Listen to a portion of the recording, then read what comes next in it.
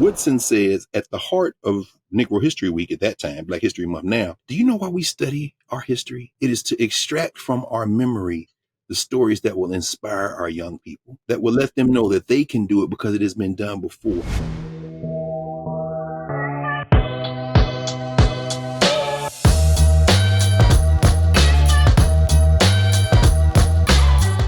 Welcome, welcome, welcome. You are listening to Building the Black Educator Pipeline Podcast, a place where we talk to real people in the real struggle, doing the real work. I'm your host, Shayna Terrell, educator activist dedicated to the lifelong struggle of freedom and liberation for my people. Happy Black History Month, y'all. Shout out to all my co-conspirators out there listening. So today we are definitely going to have a discussion with our guy. Who else? Dr. Greg Carr, Associate Professor of Howard University and host of In Class with Carr and the Black Table about Black History Month. What's up, Doc? Hey, Mama Shayna, how are you? I'm doing good. How's our young fella doing? How's Adonis? Adonis is doing great.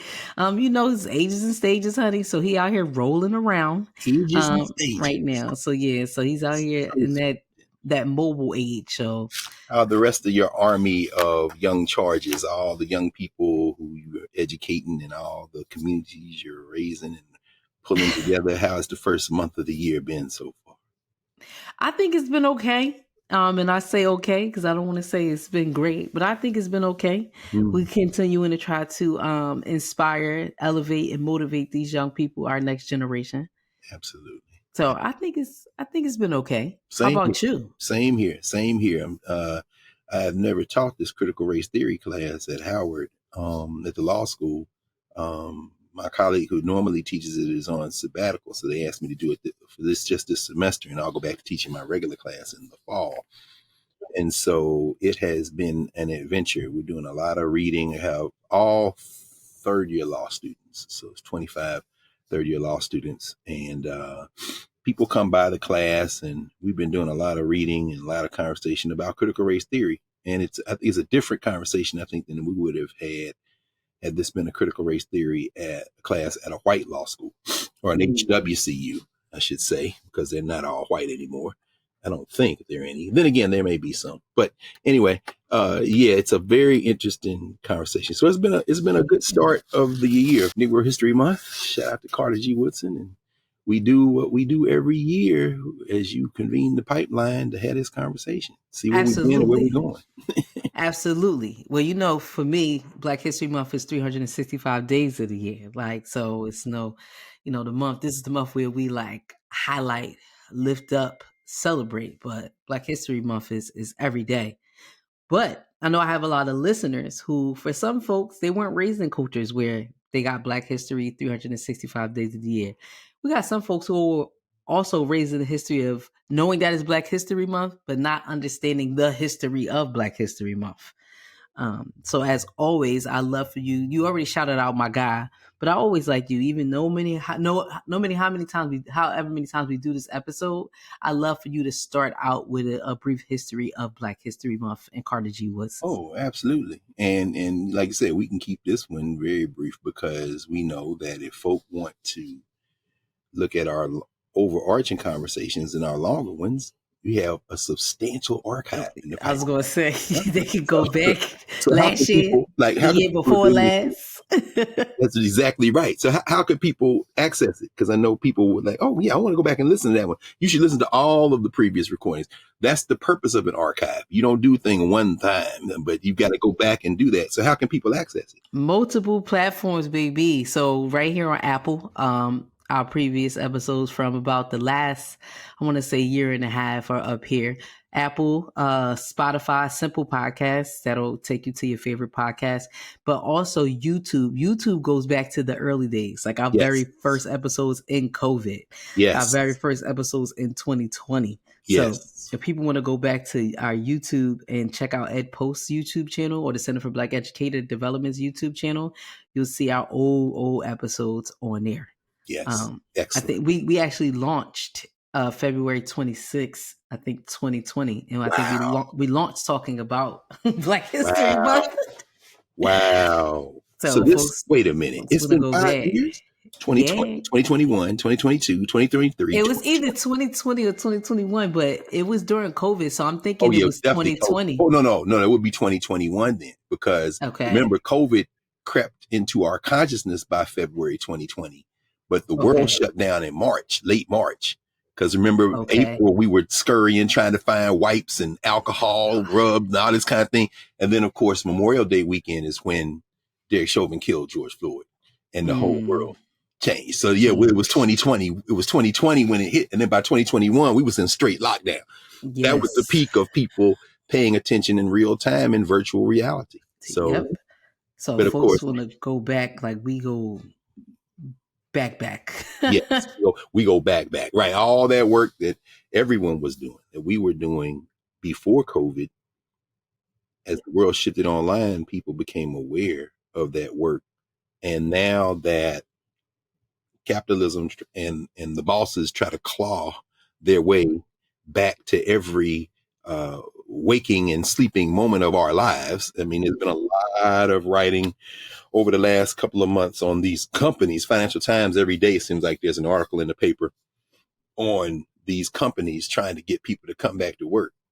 And they're like, yeah, nah, I'm not I'm coming not doing that. work every day. And so, they bullies. I mean, JP Morgan Chase, Jamie Dimon, everybody got to come out to work. Now all the other companies, and they're like, yeah, nah. So the compromise has been normally, I think, about 3 days a week.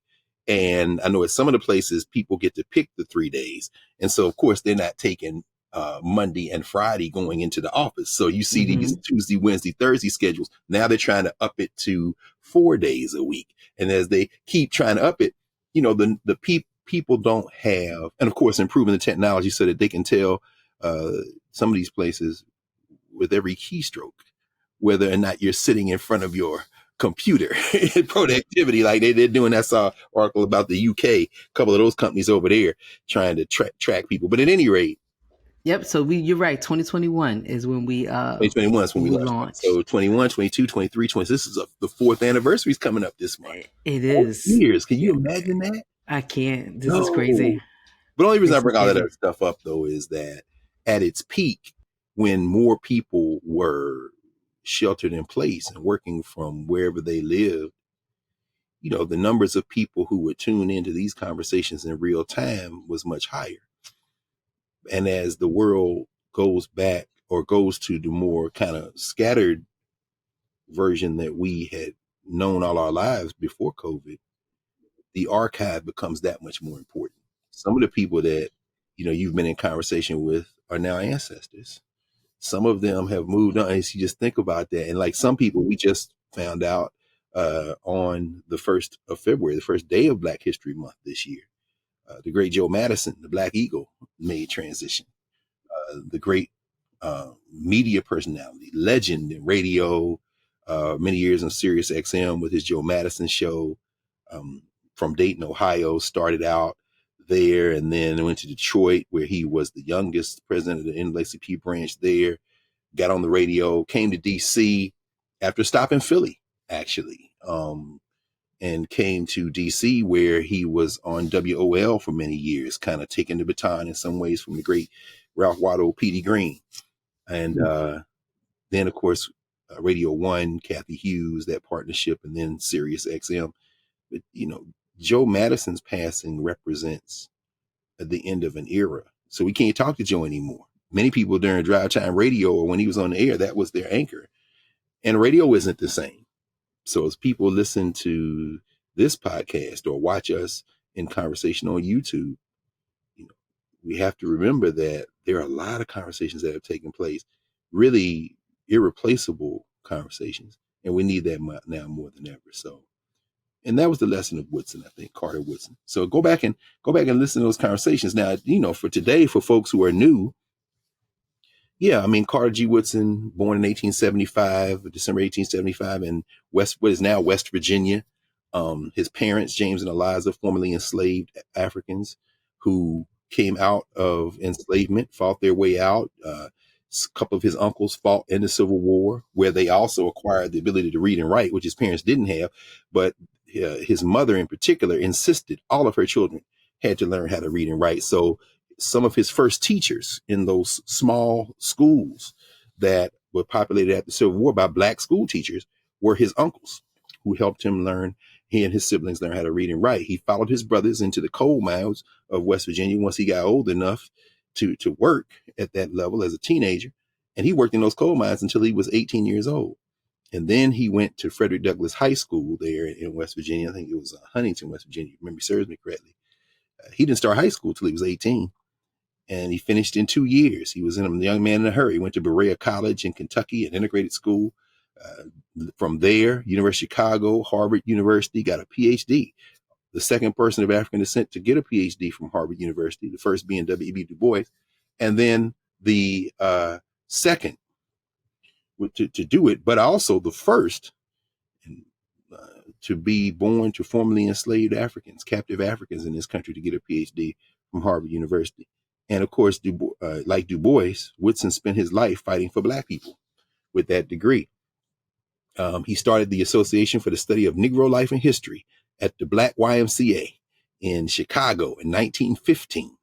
That organization continues to this day. It's known as the Association for the Study of Afro-American Life and History. Shout out to my good friend and sister, Dr. Ida Jones, who was very prominent in that organization, in the leadership, among others. And is now the archivist. She's the archivist at Morgan State University. And so kind of wind this up, Woodson started a number of institutions. 1916, the following year, he started something called the Journal of Negro History. It was the academic journal to talk about black history in this country. And for many years, it was the only one. And to this day, it's one of, if not the leading one.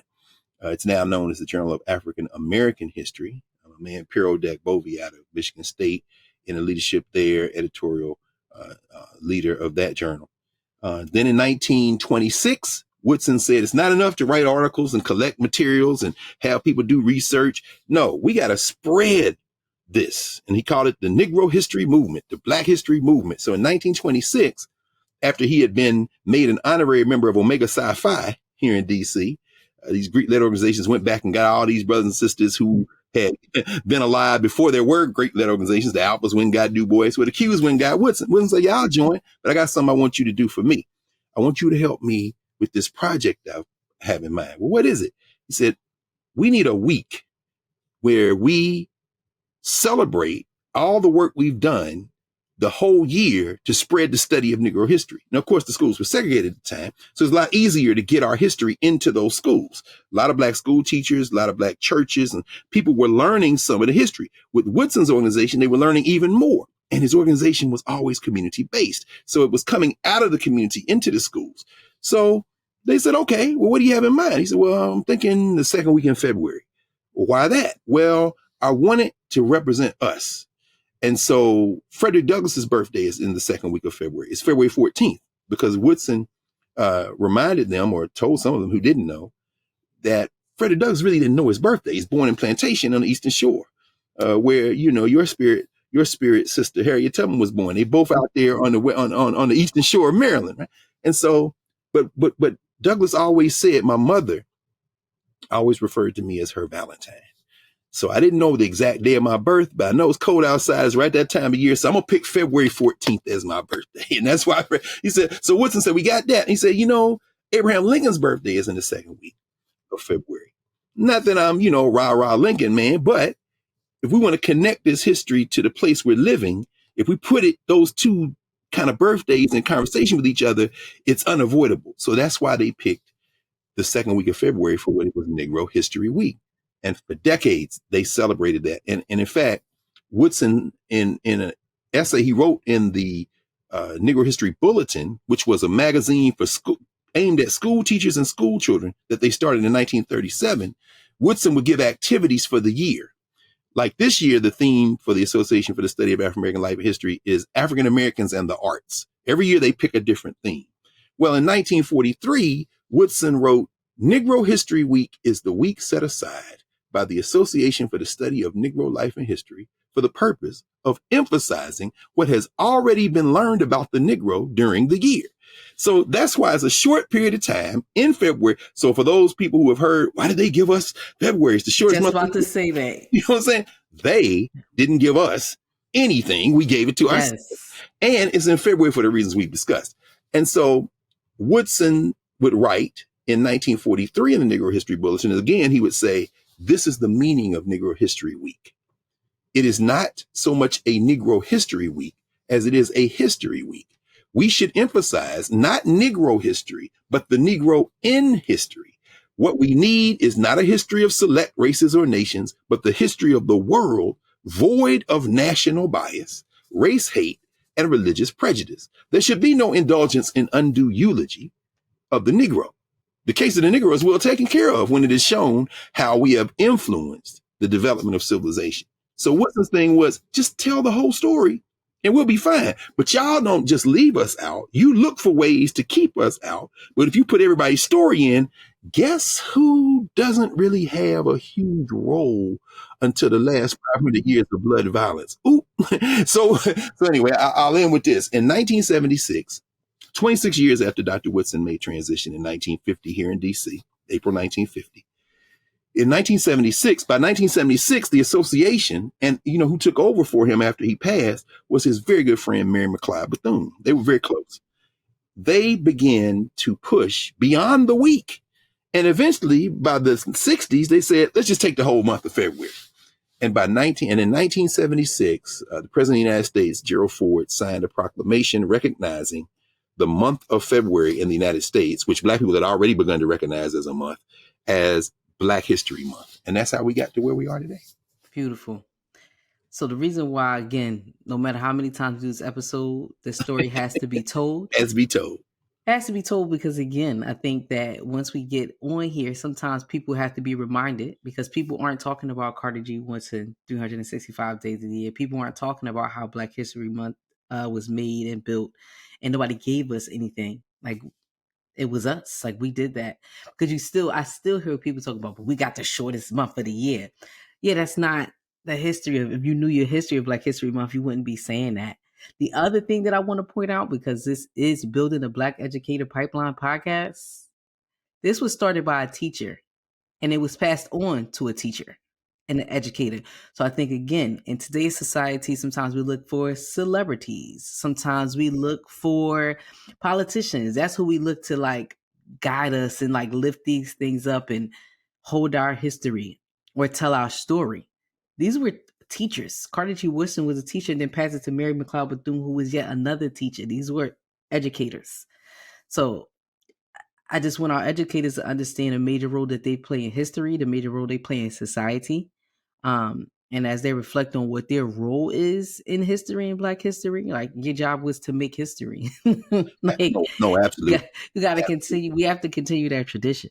Absolutely. In fact, I'm so glad you are centering that in this space because it is absolutely accurate. When Woodson made transition April 3rd, 1950, of course, the tributes flowed from everywhere.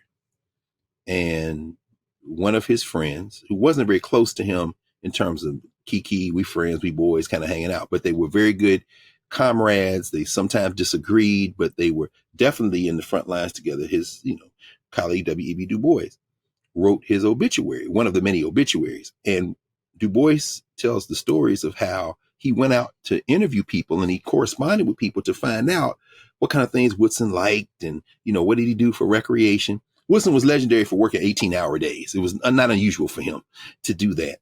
So he didn't get a lot of feedback, a lot of response. A guy who was closer to Woodson had these younger brothers who he kind of brought along. He was a Jegna for them, and they called them Woodson's boys. Lorenzo Johnson Green, people like that. Well, Rayford Logan was kind of in that circle, and he was closer to him. He said, I don't know what he did for fun. But here, germane to the point you've raised, is where the stories came out. In that Negro History Bulletin, as I said, which was a publication started for teachers and school children, where school children would submit essays, where academics would write lessons to be used in the high schools and the junior high schools and elementary schools, where teachers themselves would, K-12 teachers would submit essays and publish essays to be used. This was for educators by educators. That's when the tributes hit a couple of months later in 1950. And that's where you see school children writing in with poems for Carter Woodson. Why? Because we used to go around there. He would take us out for ice cream.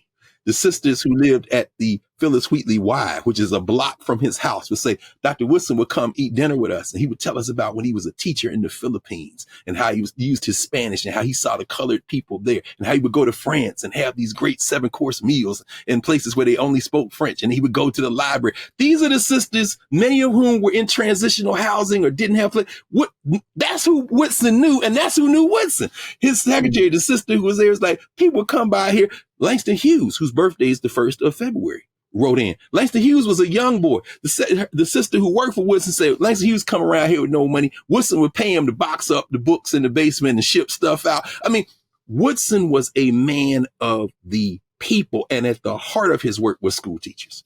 He was the principal at Dunbar High School for a little while. They called it the M Street School then. And then he taught at Dunbar. Then he became the principal at Armstrong High School. His heart was with K-12 education. And he never forgot that. And the people who were in that work never forgot him. So I'm so glad you raised that. We're at the center, not the periphery. It's not the academic, not the university. That's all great. We need y'all. It's all great. But at the heart of this is the community. And at the heart of the community is the teachers. Absolutely. And then when you think about how we say that back then, right? The heart of the community back then were the teachers, right? The teachers were the celebrities. Right. We got to get back to that. And I'm laughing in my mind because I'm thinking about you talking about Langston Hughes and like the company that folks used to keep, right? Yeah. The people that we talk about back then and who used to hang out with who and who was in whose circle, right? Yes. Like it's amazing. Like the jobs and the people and the importance of who we lifted up and why. That has so changed and so flipped. I'm glad you say that because I don't think there's a book on Carter Woodson. There's not a book by him or a book about him that I don't have. It's somewhere. But there are a couple of volumes by Lorenzo Green, who was in graduate school at the time. He worked for Woodson in the house. Woodson literally worked in the house he lived in. He lived on the 3rd floor. In fact, that's where they found him as he made transition. The 2nd floor and the 1st floor were the offices, and the basement was where he ran the Associated Publishers, which was the books. He started a publishing company. The Black people had their own publishing company. So every summer, these young people would go out and sell books. They would go out and sell books. And if y'all look at some of the earlier episodes, the earlier Februarys, I think I showed a couple of the demonstration volumes because back then you couldn't just print books and have them sitting around. You had kind of money. So you would print a little book with a few of the pages in it and take it around through the South and different people, show people, do you want to order this? And then they would pay you kind of on installments. And then you would get the books printed and ship them. That's what Langston Hughes was doing in the basement, packing up books to ship. Well, anyway, Lorenzo Johnson Green worked for Woodson around the late 20s into the early 30s. So there are 2 volumes of books that Johnson would go home in D.C. and he kept a journal, a diary. This is the first volume, Working with Carter G. Woodson, the father of Black history, a diary, 1928 to 1930. And this is the second volume, Selling Black History, Carr G. Woodson, Lorenzo Johnson Green, a diary, 1930 to 1933. And that's where you find out the other side of Woodson. Because to your point, we read the books, because he talks about that in The Miseducation of the Negro, how at the heart of the Black community, the Black business owners, the Black teachers, the Black churches, we have to have that at the center. We shouldn't be worried about, while we're fighting for equal rights, whether or not we can get in this white restaurant and the food's going to taste better. Woodson in The Miseducation of the Negro says, you pass by 4 Black restaurants on the way to argue with these white people. Yes, you should have the right to go there, but don't put your restaurant out of business trying to get in that other. So as he's doing all this, so we read all that in his published books. But what Green is talking about in here, sometimes you will laugh out loud. I know he said, like, one day I came in, I was sweeping the floor and I heard some arguing. So I look in the back room and it's Carr G. Woodson arguing with Charles Wesley. Charles Harris Wesley ended up being the president of Wilberforce. He was the historian of the AME Church. He was a minister and had a PhD. Charles Wesley was the founder of the African American Museum in Philadelphia, the one downtown in Philly. Wesley is this huge figure in Black intellectual history. He wrote the history of the Alphas, the Prince Hall Masons, the Elks. I mean, he's this huge. But at that time, all Johnson Green knows is he's back there arguing with Woodson, and Woodson is like, "You're not serious." He said, "What are you talking about?" Woodson's like, "Hey man, I told you to write a history of the Negro church, but you want to be a preacher." So you like being popular. So you out here preaching, where's the book? And so he hears them back there arguing. This young boy, so he said, I just kept sweeping, man. I'm not going back there arguing. Woodson and Wesley fall out over that. Now they eventually, of course, made up. But the point I'm trying to make is these are human beings. Woodson is like, I work until I'm exhaustion. I take a 3-hour nap, then I come back and go to work. You like them suits. Your hair is very wavy. It's very nice. These women scream when you preaching. Now, Charles Wesley, of course, eventually married Dorothy Porter Wesley, who was the librarian at Howard University. I mean, all these stories are stories behind, but of course, they would never tell you. It's the young cat ear hustling in the back who goes home and writes it in his journal. And here we are talking about it years later, but it just shows you sacrifice is at the heart of this too. And sometimes people fall out, but what kept them together was that regardless of how we move through the world differently, we got one purpose. We try to liberate our people. So, Absolutely. That's funny. You said you it's preaching. hilarious. It's all kinds of stories like that You in want there. the Yes. women screaming. That's what you looking for. You try to be a mega preacher. I see you, Charles. Smart dude, a guy PhD. It's very nice. You like getting up in the robe. Yeah. But where's the book on the black church, brother? I asked you to write a book. Charles Wesley look like, man, look, your whole life is in this building. I understand that. I love you, but my life not in this building. But that got to the flavor of what I'm trying to get into. I'm trying to get something else done right. Woodson never got married, never had any children. His whole life was this. Dedicated to this. So it really just brings it into focus. Sometimes people get misunderstood. And I think Woodson is often misunderstood because people don't really think about his personal life. Well, again, we do a lot of removing of that of certain people, certain figures in our history. We remove that they're actually real people. That's right. Their homes and children and husbands and wives. Like, we remove all of that stuff. So it's important to humanize them.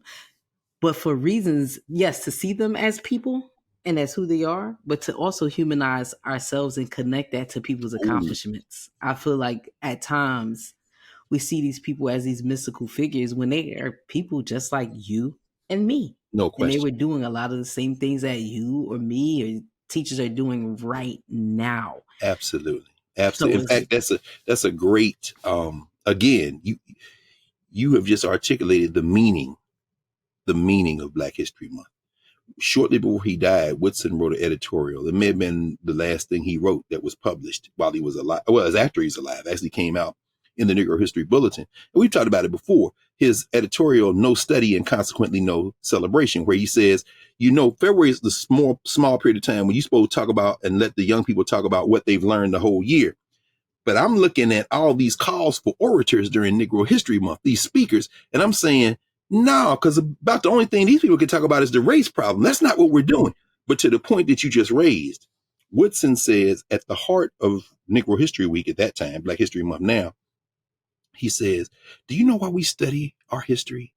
It is to extract from our memory the stories that will inspire our young people, that will let them know that they can do it because it has been done before. And it's those ordinary stories you're talking about. You're not just saying it's because it's entertaining, because it is, but you're saying, wait, that he was like, oh, I could do that too. That is exactly what Woodson was after. He was like, we're not just studying this swing around. Oh, I know this, I know that. No, you don't think some of y'all been told that we can't do things.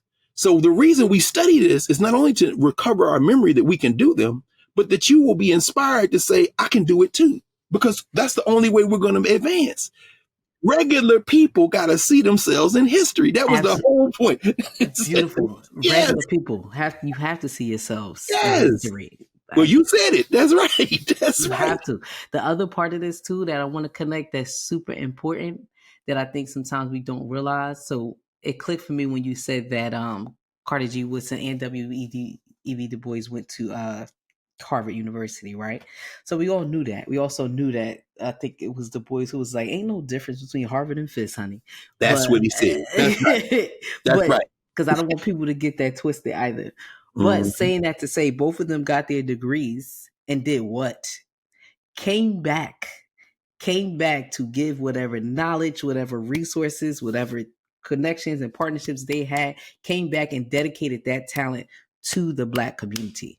And I think that sometimes we miss that. I think that sometimes people feel like on the quest to white institution or white resources, right? You have to separate yourself from Black people.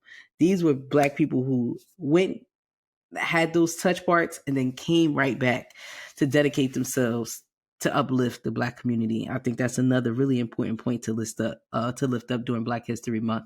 Because I think sometimes you get two sides of the coin. You might get somebody like me who, I mean, I went to a PWI, But but you came out of a Black community. yes, and I And was see, going to say that's what Woodson and Du Bois say. Wherever you went to school, that's where you went to school. But where did you come from? from That's yes. the thing you should never let get displaced by where you end up going. That's right. Absolutely. And I think that where I come from and who I surrounded myself with and who raised me Yes. and mentored me is Yes. way more important than where I went to school. No question. And I mean, my school experience, you wouldn't know I was at a PWI after freshman year because I just didn't mingle, you know? Yeah, Um, you found the Black people. It's funny you said it because the boy said my higher education was shaped by Fisk, as you said. He said, you know what I use Harvard for? When I think of Harvard, I went to Harvard for the library, a couple of professors, and access to their resources. It was never for the culture. He said my culture was shaped by my family and going to Fisk. So that's what he said. I never went to Harvard absolutely. trying to be a part of Harvard. He said I was at Harvard, but I was not of Harvard. And Woodson said the same thing. So yeah. And then wanting people to connect those dots and understand historically like what that means. Like there were No question. people before you who went to Harvard or, you know, got Now these there are some prestigious. Negroes who are of Harvard. We may not necessarily be talking. They there because they want that. And then if you came up through that, fine. But if you didn't come up through that, why are you going there trying to find your humanity? You came here as a human being. Don't let them people trick you into anyway. But they can No, trick that's you. not a anyway. That's a great point to No harp on. question. Because That's if a great. you go up there thinking that somehow they got something you don't have, then you might see yourself in that space as, I don't know, a fugitive. But anyway, but the point is that you shouldn't be thinking like that. Right? Anyways, a little shade for the insiders. Anyway, the point is But yes, we want to skip over that. But anyway, Doc, it's all good. I ain't mad. I'm just saying Harvard means nothing to me. You know what I'm saying? Look, when I was a senior at Tennessee State, they put a Harvard law school application in my hand and said, we want you to apply to Harvard. We know you'll get in, you get scholarship. And I was like, I'm going to Ohio State. And it was like, why? But you could, because my Jegnas went there and I went up there, and that's fine. I don't really care where I go to law school. I can't come here, stay here because y'all ain't got law school. But I did, I stay here. But Harvard don't mean nothing to me. To this day, it don't mean nothing to me. It's not shade on Harvard, but, other than the fact that if you read Craig Stephen Wilder's book, Ebony and Ivy, among others, and Harvard just released a report last year on enslavement in Harvard, John Harvard plantations in the Caribbean helped fund Harvard. And of course, you see how well they treat Black women at Harvard, given what happened to Claudine Gay. So maybe that was the right choice. But the point is that we have institutions we have to build. When we talk about building the Black educator pipeline, when we talk about we need Black teachers, that's why the Center for Black Educator Development exists. You can't wait around other people to give you what you can and should give yourself. and even when you're associating with PWIs or white institutions, you have to do what Carter G. Woodson and W.E.B. Du Bois did. You have to come back and still build our own institutions. You have to come back. And you have to remind the people you're coming back to that where you're coming from is not better. It's not better, because sometimes that then encourages those people. It's accidental, but for some people it's intentional, I think. And that's got to be engaged. You're sending a message to the people that they can't build where they are the thing that is superior to where you just came from. So when you come back, don't come back with the idea that you're doing charity work, that you just help. No, these people here, no, you're coming back with some reason. We sent you there to get some stuff to bring back. We didn't send you there to get us to try to leave here like we should just, yeah. So that's, come back, but don't come back like you saving nobody. You may be saving yourself. You know what I'm saying? You may be saving yourself, but you ain't saving me. You ain't saving me. The other point I wanted to lift up is when you talk about the Negroes that are of Harvard and some of their mindsets. The one thing that trips me out sometimes about Black History Month is like Black History Month rolls around and some people like get super Black. Like you don't speak on not a Black issue, none of the other 11 months out of the year. February rolled around, you might change your little Facebook page, got Right. the red, black, and Red, green. black, green. You Right. gonna put a little power to the people up in your story. You know what I'm saying? But Oh my God. for 11 months out the year, you just silent on the black issue. And for me, Right. again, that's problematic when you think about the connection to Black History Month and what Carter G. Woodson's intentions was and how he lived his life. So though he created a week to celebrate Black history, as you can see from your description, his entire life was dedicated Yeah.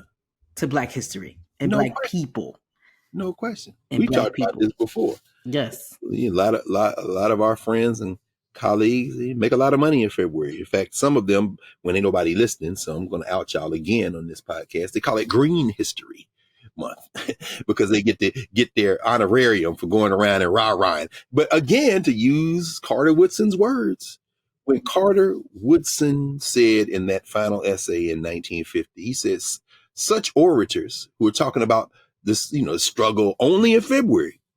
He says such orators therefore introduce the underdeveloped youth to the problems of strife in which in their immaturity they cannot easily understand. Such foreign exercises should give place to simple presentations of those deeds of the Negro, which will inspire the youth to the point you raised toward emulating the examples of those who achieved in spite of tremendous handicaps.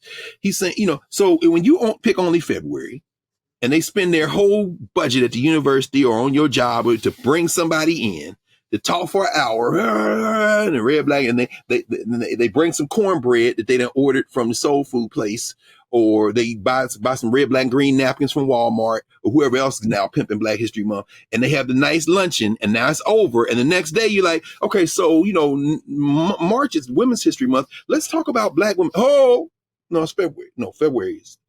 What just happened? Don't be mad because you played into it. You should be on the job. You should be in the school. You should be in the community. Woodson said, what did y'all do in November? What did y'all do in April? What did y'all do in the summertime in between? But you're right. This call for rah-rah blackness is very convenient in a society that is working very hard against us.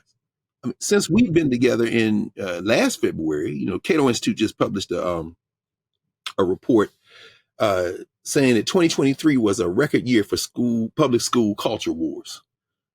So 2022 was the biggest that they tracked, then 2023, and the battlegrounds are about curricula. We saw the fights again over the AP course this last couple of years at African history. Prager University, they want this online thing. There's these right-wing people coming in, places like Texas. Then there's the fights over gender equity. They want to fight over bathrooms and locker rooms, pronouns and names. And of course, there are the book banners. Moms for Liberty and other. These people coming in who ain't got no children in the public school, but they want The Hate You Give off the shelf, The Bluest Eye off the shelf. They want all the children's books off the shelf. And they're fighting over all these things. 2023 was a record year. Carter Woodson, I'm sure, would say, while we are remembering our history, we can set aside a little time in February to track the work that has to be done, because each generation has to fight a different fight.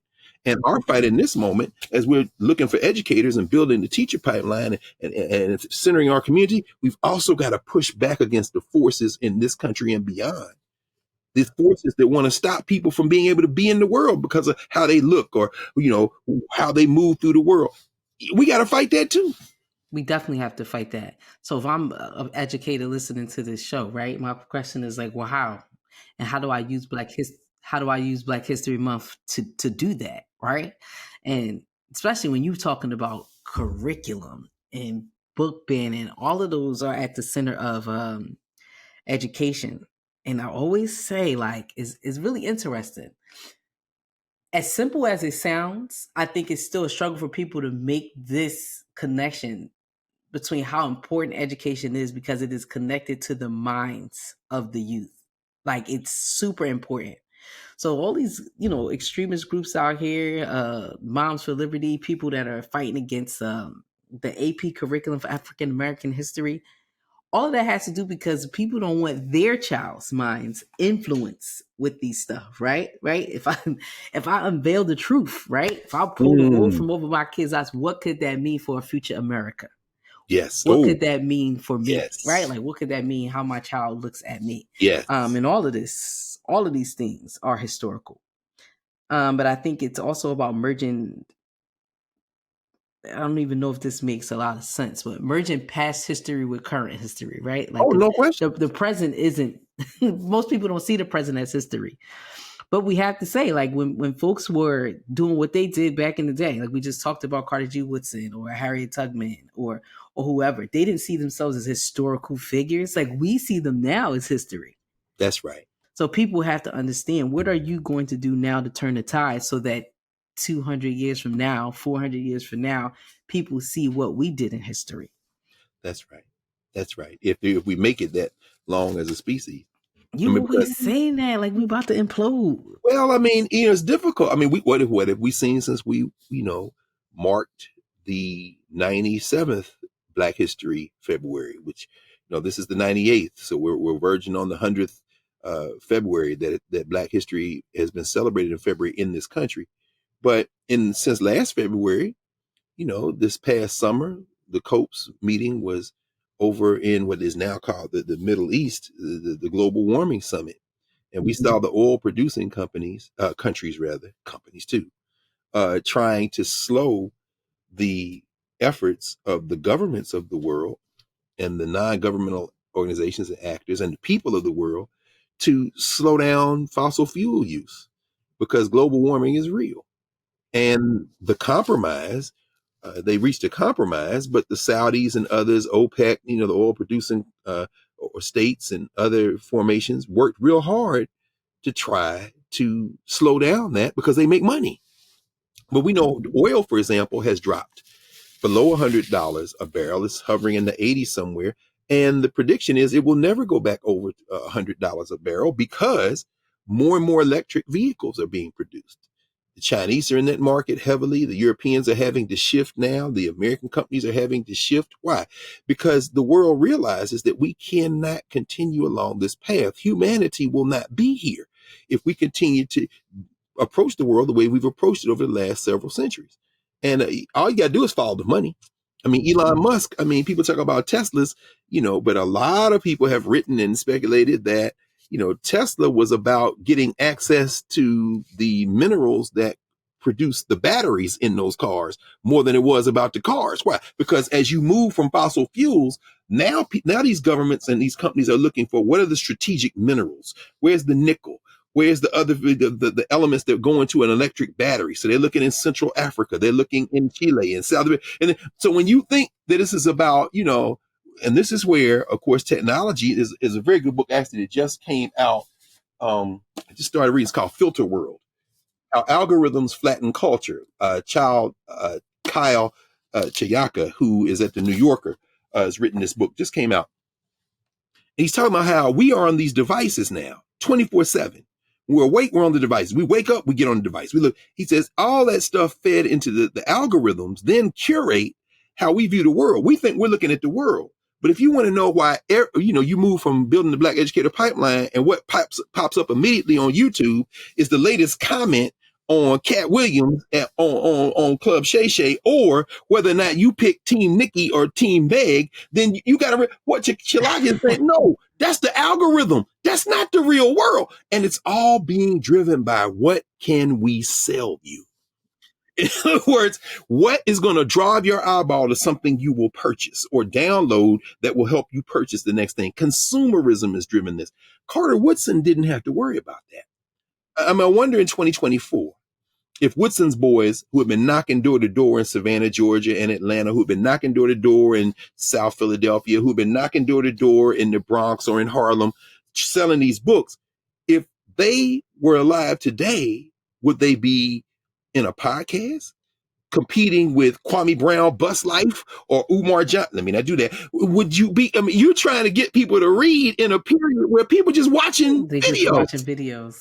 And they're not even watching long ones now. They're watching TikTok, which forced YouTube to make its version of TikTok, YouTube Shorts, and the attention spans are just getting narrower and narrower. And here we are trying to build an educator pipeline when new teachers and old ones like me come into a classroom and recognize that 3 words into the sentence, the eyes start drifting. What just happened? Why? Because the screen, this ain't a screen, it's a page. And so what do? On the extremes, one extreme is take all the pages away and make everything a video. The other extreme is I don't want no technology in my room. That would be me. I just want to, I can't live at that extreme as much as I would like to. That is the extreme of my youth. But guess what? The people on the other extreme can't live there either. And somewhere in the middle are the children of the Elon Musks of the world, of the Bill and Melinda Gates of the world, whose children aren't allowed unrestricted access to technology very young because they fully well understand the products they're creating are shaping a labor force that won't be prepared to educate themselves. They'll just be participating. So when I say we won't be here, maybe we won't be here in a century, I'm saying, or 2 or 3, that's because probably I watched, The Matrix too many times and realized that that's not really science. It's science fiction, but it's based on people understanding what happens. And of course, AI is here now. So this time next year, it may be 2 AI figures talking to each other and we'll be doing something. Anyway, we ain't talked about that. That's the next tidal wave crashing not into the AI Shayna out here. The AI Shayna out here trying to AI, run AI Shayna, you know what I'm saying? podcast. But the trick will be you gonna program AI Shayna because she can help you get some work done. I'm gonna program AI Greg. He gonna get some work done. And then AI is gonna say, so why do we need people? That's what they call general AI. I mean, what is it called? AI, artificial general intelligence. When general intelligence becomes self-aware and can teach itself without us. And if you don't think it's coming, all you gotta do is follow what happened with this guy Sam Altman and the fight last year over his leadership of ChatGPT. It was a battle between the people who wanted profit to drive all the technology and decision making. So they ain't necessarily averse to this self-aware AI.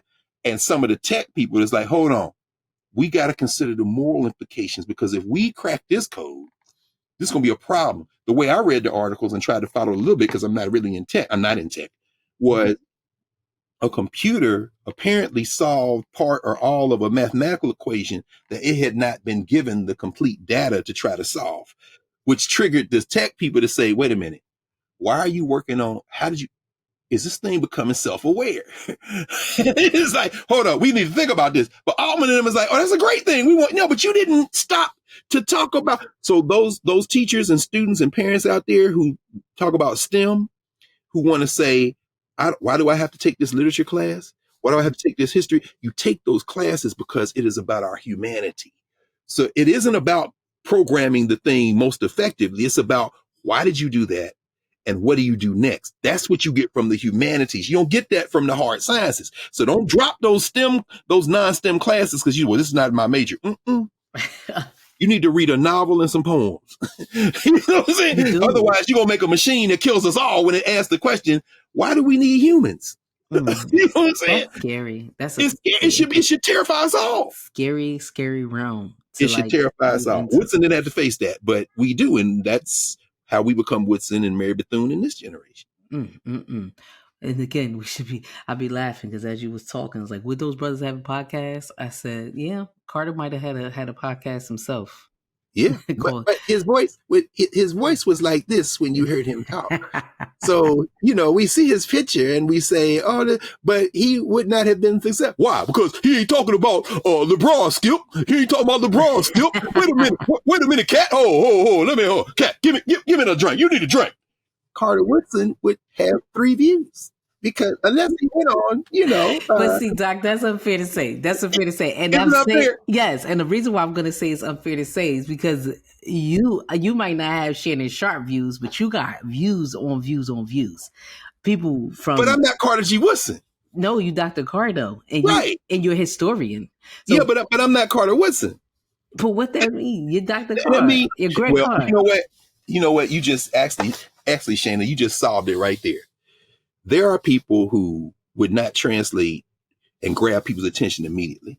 Those of us who, like you, like me, like, Sharif Elbeckian, like Citizen Stewart, Chris Stewart, like the people like that. If you can grab somebody's attention, it's not your obligation to do it just to be out there talking. So like us, you got to reach into those spaces where people who nothing would please me more than if Carter G. Woodson was alive today, he would have the biggest platform in the world. But the simple reality is that he wouldn't. And those of us who can fight in that arena must fight. Like when we all came down here to DC and had that conversation, we had to fight in that arena, because on the other side, and this is no shade, actually, no, it's no shade. I don't know the brother. I don't know Leonard McKelvey. The brother who's got I guess his nickname, one of them is about the Holy Roman Emperor Charlemagne. And the other one is kind of, I don't know, in the South I grew up in, might be considered sacrilegious. But at any rate, the Breakfast Club, okay.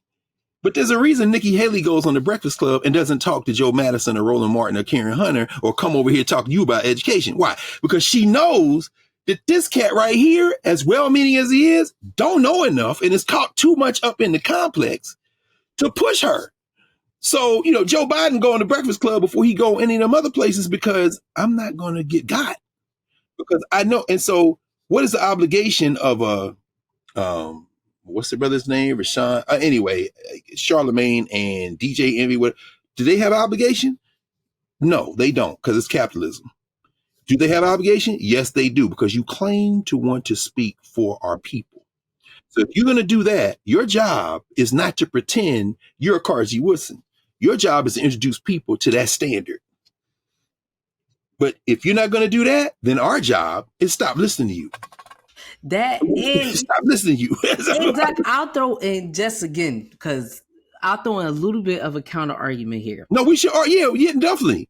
My counter argument to that would be that there needs to be diversity. So the Breakfast Club can be the Breakfast Club, and they can be for the purpose of what they want to be the purpose for. But then you have building the Black educator pipeline. Saying that to say, like, I can listen to the Breakfast Club and then I can listen to my show. But people should be pushing themselves to have a diverse, kind of perspective on all of these things, because there's nothing wrong with having some entertainment, right? Meaning, no, I agree. If we look at Carter G. Woodson, right, he did his work, but like, who did he listen to for recreation? What did he read for recreation, right? Like he wasn't a monolithic person, right? Like, no, he was most multifaceted in things that he was in and interested in. So some of these platforms now, what Charlemagne and folks should be doing is, though their show is their show, they should challenge a Joe Biden or Nikki Haley to go on a Roland Martin, right? Like, hey, make sure, like, if you want to get with the Black people, or we really want to push your views, you came here to get in touch with our younger base or to be for the culture. Yeah, make sure you go on and visit my old head, right? Like, there should still be those type of connections that exist. I agree. But that should happen. I do think, though, that people don't make those choices because it's not in their financial interest, and frankly, it doesn't feed their ego. Well, see, you said the key right there. Sometimes it's about feeding what your ego is. No question. So the reason why, even I say that, right? Everybody has an ego, right? But when I sometimes on this platform lift you up, right? Like, you're a current historian of today, because one of the things that I always wonder is, like, you had a Carter G. Woodson and the boys and Booker T. You have just folks who are historians, who are out there, who, like, that was their job, to record and go speak and pass the word and pass the message. And then you think about, like, all right, who's recording the happenings of today, right? How is that happening besides being on social media? You wouldn't see yourself as a big part of that, but it's you, and you are a big part of it. And you probably have tons of other colleagues who you could name right now who are a big part of capturing modern day history, like what's has happened in the last 50 to 30 years, right? You yourself, and you probably know tons of people. Between the two of us, we know a lot of people. We work with a lot of people, right? No question. But I'm talking about, like, master historians. And the reason why I lift that up is because we all, right? We're in the work, right? I'm in the work right now, but I'm not a historian, right? I would never hold that self as a title. I could consider myself I'm an educator and an activist, right? I don't claim to be anything else. Well, you guess who else would say that? Even he says that in his book, his memoir he published last year, Radioactive. Joe Madison would say that. You like Joe Madison. Brilliant, committed, hardworking, activist, educator, using a platform that many people are not comfortable with to push for the people. I don't necessarily think Leonard McKelvey is not in that category too. But I think that's why you name check so many people and connect so many people over the arc of these platform discussions. And I try to do the same thing. You got to connect. Connection's going to do. Joe Madison is interesting. Nancy Pelosi would not talk to Roland Martin. He wouldn't talk to April Ryan, the American Urban Network. He wouldn't talk to Joe Madison. Joe Madison put her on blast. And then Roland put her on blast. Then April put her on blast. Then she came on Joe Madison's show. The point is this. They weren't saying, come on my show. Joe Madison's like, why don't you never talk to Roland Martin? He said, I ain't talking, but I'll talk to you. Okay, you wasn't going to talk to none of us until we took all your hiding places away. When I see people come to only one place, and I see that place never ask why don't you go to these other places? That's when I understand something else is going on. Again, and that's the point. And that's the point. Wait, show that book again. You know, some people don't know what that is. The reason I bring Filter World up is because there's a chapter 3 in here. That's what I was reading. It's called the curation of personal taste. We think we're making choices. What Kyle Chayaka is saying is, y'all not making choices. The algorithm is making choices. So when this is why everybody listen to this. Your job with this specific platform, which is the highest quality content every session, is to now share it, email it, text it, put it out. Why? Because the algorithm is going to feed you the Breakfast Club. Ain't nothing wrong with that, but you think you're choosing that. You're not choosing that. The convergences are, somebody saw you click on 15 NBA videos at a time.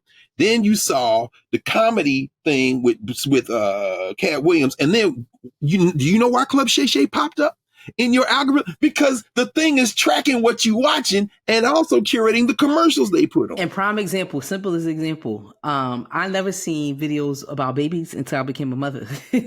Now, stop playing. I'm so serious. No, wait a minute. Let's unpack that for a minute, Shayna. I know why did that happen? Well, it's the algorithm. It's exactly what you said. I mean, but what triggered the algorithm? A number of things triggered that algorithm. One, they listen to your phone conversations. Two, they see what stay on one for a minute, because people don't understand. These are listening devices. Yes. So you on the phone talking about babies and texting about babies. And I can name drop a product or something I want. And I can talk about my bassinet. I could talk about a crib that I'm trying to get, or diapers or whatever. Those ads will begin to show up on my internet feeds or on my social media feeds, right? So that's number one. That's number one, right? Number two is what I actually search in the search engine, right? So I'm talking about the listening device because of the phone, or it's hearing my conversation. That's number one. But now the number two is the actual text tracking. So they are reading, right, what I'm texting about, what I'm searching on my phone. Those things then begin to come up in my feed. And then three is actually what I start to interact with on social media. I might see one baby video, right, that they drop. That's how they give me a taste of it. I may like that video, then we'll start to show up in my feed as, oh, we see you like this. We're going to see if you like that. So then if I keep watching it, now my entire reels or things or videos suggested to me that show up is nothing but things about babies. That's right. And it's so smart down to, because my baby is moving along ages and stages and things, right? So I used to get a bunch of 0 to 3 month stuff. Now my baby's in the 6 months category. I get a bunch of what babies do at 5 months, what babies do at 6 months, what babies eat at 7 months, right? Because of the conversations and things that are happening, things that I'm searching merely by phone. I would never go to Instagram and look up what do babies do at 5 months on Instagram. That's not a thing. I may look that up on the internet for information and for research, but how does my Instagram now know that I'm looking for what babies eat at 5 months? I didn't search that on Instagram. So, and that's, see, now you are really breaking it down, because when I was talking, I started at number 3. You just walked us through stage 1 and stage 2 to get to 3. And of course, you had your baby shower, and everybody here, we're all getting stuff off the list. That's curating us too. So in the face of that, if you're a teacher, you're a young teacher, you're in first grade classroom or an 11th grade classroom, or you're in a college classroom, or you're in a community. What do we do with that information? Should we have classes which inform people how this works and how we can affect it? Because people now, I get on the 70 bus sometime to go down to work. I just leave my car here. I just go down Georgia Avenue, and all the young people got on headphones, and they're all in their individually curated worlds. What can we do about that? Because they're all going to school. I think all of this has to merge, and this is why it's really important to talk about, lift up Black history 365 days of the year, not just in 1 month. We have to merge past history with current happenings and current behavior. I don't think there's anything wrong with. There is some. It's two ways, and you already said it. People who can afford to have balance for their children. That's what needs to happen for young people. You can't completely take away technology, but No, it's here. That's right. technology is harmful and dangerous to kids because of the effects that it has on the brain. So the clicking and the scrolling, there's scientific Absolutely. research about the stimulation that has on the kid's brain, and like Absolutely. why they can't now sit down and read a book because they're looking for the next click. Absolutely. There's a science behind a 3-minute, 2-minute video and why No that's question. so stimulating to No young question. people. No But I question. need And to us too, rewriting us too. We both came along before this, but when we do it, you see yourself like, what happened to my attention span? that's what I was gonna say. Because I've come along before this era, I have the coping mechanism to check myself to say I've Yes, been you do. on this too long. Like I've been scrolling, or I'm tripping. If I know nothing else, I Yes. don't know to check myself. This is the life that I have. So I do think it's important to flood airwaves and flood information into these platforms that these kids are in, so that they're not seeing all these harmful and degrading things. Flood some of Absolutely. that Black history in there. Flood a 1-minute clip. Shout out to Mr. Krim. I'm trying to get him on the show, hopefully No for question. Black No History Month, question. with Absolutely. a lot of work that he's doing. So Absolutely. that's all important in the classroom. Absolutely. But it is also important to put phones away, put technologies away, dust blow the dust off them books, Right. and open it up and expose our young people, No question. and merge past and present history. So maybe that should be the theme: past and present history converge, something like that. That's a beautiful thing. But See, that you give yourself some more work. Us too. I know, I love it. but that all has to come together. But Doc, I know, like we are coming to time because Yes. Black history is something that we can talk about forever and ever. And thanks to you, we have a place to talk about it in the context of what we need to do now. Merge. That might need to be on a t-shirt. No, because now we're going to commercialize it. No, not look. If this wasn't on a hoodie, I couldn't rock it. That's We need true. resources. I'm glad you raised that, though. This is the last thing I'll say about Woodson. Woodson did not fund the association through grants. He got a few grants here and there. Woodson got the money from the nickel and dimes of school children. He got it from fundraisers held at Black churches. He went to the community for the money. So we start these convenings like when November, when all the Black male educators were there and all the sisters were there in the community. That costs money. You know what I'm saying? I mean, podcasts cost money. You got to produce it. You got to get the technology, equipment. We can give our time, but that's not like nothing in a capitalist society is free. Woodson understood that the way you liberate yourself financially is if everybody does a little, ain't nobody got to do a lot. So even though I'm joking saying mercy, commercial, no, somebody had to pay for this hoodie. Somebody had to pay for this. And with the little bit of profit that comes from that money got put back into the center. So I bought 2 of these joints and I'm going to wear them out, buy 2 more. So if merge is on a shirt that the center is with, then we could do that. I'm just saying. Yes. So, all right, I'm down with it. Merge. Maybe merge and converge Black history. I don't No know. question. I love it. Look, you see? That's that New Yorker. Hey, y'all. See how Shayna, see how she work? Ain't no New Yorker ever going to take an L. Y'all understand that? Never. Ain't never going to lay down. They ain't never happened. Do you think that? You think it wrong, shorty. All right. No question. But for real, I hope today, at least folks listening today, really understand what we're up against out there. We didn't talk a bunch about politics today, but the erasure of Black people and the erasure of Black history in our community, and as educators, it is your job to be a pivotal part in making sure that doesn't go away for our young people. No question. And I'm saying young people, no matter Black or white, that they That's understand the truth, the matter, and the truth of who we are and where we come from. All people. In 2024, over half the world's population lives in countries that are going to have elections. This is the first time in recorded human history that many people will be participating in the political process, including, of course, the United States of America. We didn't need to talk politics directly because it's all political, but you got to get involved. 2024 is a pivotal year, not just for the United States, for the world. And that includes everybody in the world, regardless of race or culture or class. So you make a very important point. And when we know better, we do better. So make sure that you're out there merging and conversion history, so we can get control back for No sure. question. But don't let people erase who we are and what we do. No. For sure. Doc, it's always good talking to you. Always good talking to you, my dear sister Always Shayna. good talking to you. We'll see you here again soon. So shout out to all my co-conspirators out there supporting me and Dr. Carr.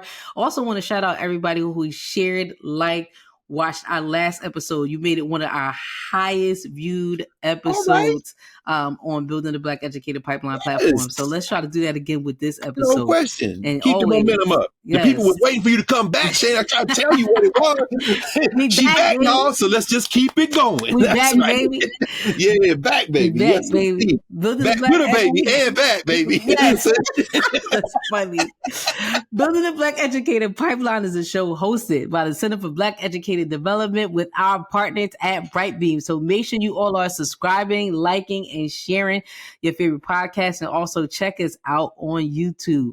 But we'll see you again next time. Shout out, everybody be safe. Peace. Peace.